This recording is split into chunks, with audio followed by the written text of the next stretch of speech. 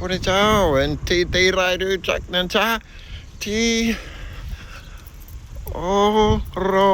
ฮา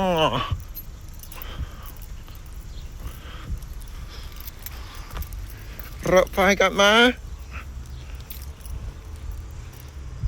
ที่มันวอลลิงตันแล้วก็ฉันคิดว่าไปเมืองโอคแลนด์โอเคไปกินข้าวทานข้าวนะพารุพักกูผู้หญิงแล้วก็ตอนนี้มาลูผู้ชายมาลูโอเคเจ้ามา